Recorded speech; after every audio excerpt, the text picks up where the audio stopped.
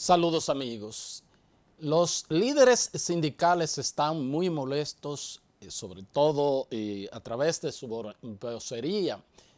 quienes son pues los presidentes o los secretarios generales de las centrales sindicales, y esto porque hace más de 2 años tenían una negociación tripartita entre el gobierno y el sector empresarial,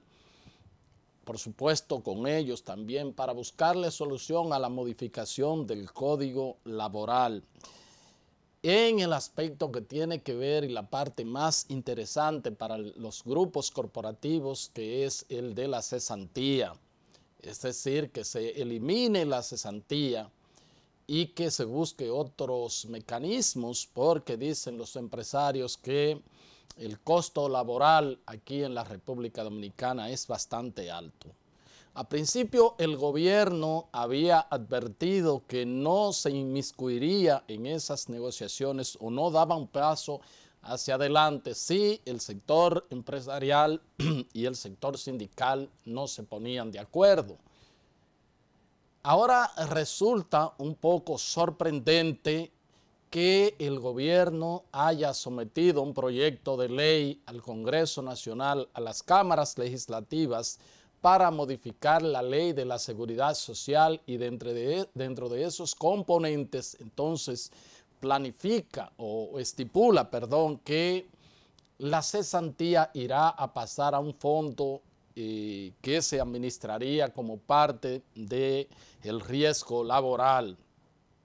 Algo que no solamente ha sorprendido al sector sindical, sino a todos los ciudadanos y sobre todo a los empleados, tanto del sector público, donde se pagan prestaciones laborales, como por supuesto del sector privado, donde no tendrían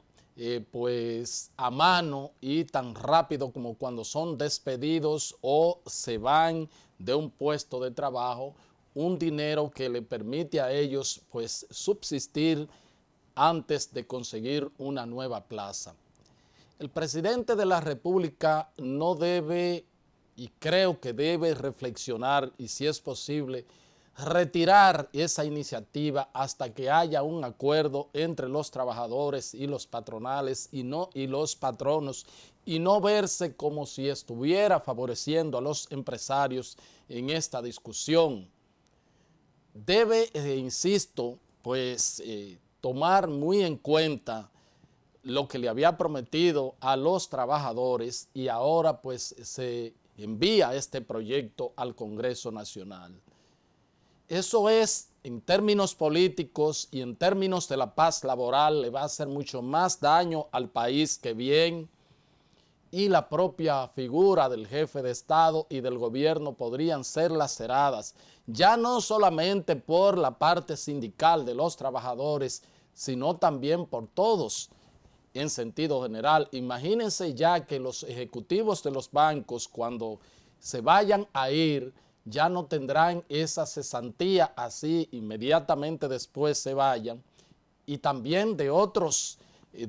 grandes empresas multinacionales, etcétera, etcétera, etcétera. Cuando gran parte, el grueso de los trabajadores, de los empleados y de los ejecutivos que no son propietarios de empresas se den cuenta de lo que hay en este proyecto de ley, las protestas y quizás el disgusto va a ser peor. Así es que el jefe de Estado no tiene por qué cargar con esa responsabilidad histórica cuando el trabajador ve que se le está despojando de un derecho adquirido que hace muchísimo tiempo pues existe en la República Dominicana, y que las conquistas en términos laborales, conforme a la Constitución de la República, en los derechos económicos, sociales y culturales, los pactos internacionales, dentro de ellos la OIT, establecen que los derechos adquiridos no tienen carácter de regresividad, sino que son progresivos, es decir, que no se le pueden quitar o lesionar derechos a los trabajadores, y que todo por el contrario debe hacerse cuantas medidas y cuantas disponibilidades puedan tener el gobierno y el sector patronal en este caso para mejorar las condiciones de vida de los trabajadores. Hasta el próximo comentario.